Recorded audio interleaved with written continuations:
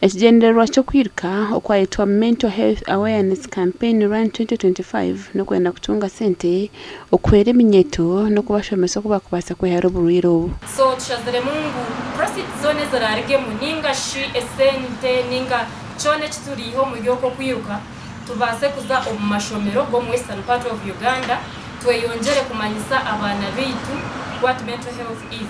Koka utushanga ngu abana bingi munonga they live under fear, they have panic attacks ahabo kuba makomu amasimu gabira amasimu abana mbareba za TV the whole day bareba horrific horrors ezo films omwana kibyama ushanga naguko mu kitanda. Abantu bagiranga mu barugo abantu binje mu Uganda bino obuzibu bw'oburwire bw'omutwe bitu barikumanya nahabwe ekyo nibetenga kushomesebwa. Shangire ngo bwenge bwingi nuburetwa kushanga ngo abantu omu mitwe yabo ine bikubateganisa bingi aha bwenki noshanga omuntu navuga emotoka ninga navuga piki aha kugira ngo yaraga nko mukayine byamuteganisa bingi ushanga ngo kuvuga kwe tukuri aha straight line. Okwiruka oku nukuza ko bahebera shatu na shima kwa katane 2025 kandi okwetabamu nokugora kiti y'emitwaro 2 zonka n'omuramo guri omurungereza ogwa turning awareness into action. Omugandi ekitongole ekikujunanizibwa kubara mu barugo abantu n'ebintu byabo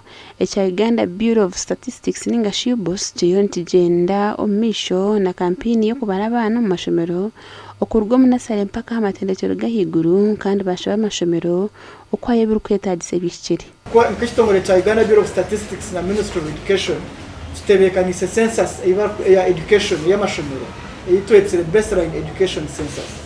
Egi census twagitandikire katano ko mukwakana umwaka ogu kukatwatandikira no mashomero ga Greater Kampala Metropolitan. Ogunajanga nibaza kubara n'abashomesa abo mashomero ga government abakozi bona kandi nanaga abantu buntu okumanya emiturire yabo nahi barikwetenga okwerwa. Omwana w'ishomero ntumwenda hoki izina rye ebire byazarirwo mu sex ye no mwojo ninga no mishiki ihanga rye nationality n'umunya Uganda ninga akuba still twe na refugees abakushomero mu Uganda. Twaga twaza no maguru karacha ombyenyanja. Yes, umuntu wenda kumanya ebyenyanja nibyingana ki omu Uganda. Twenda kumanya abine fish ponds ninga ebidiba yaki ebidiba byenyanja. Gashoka anta tukunda.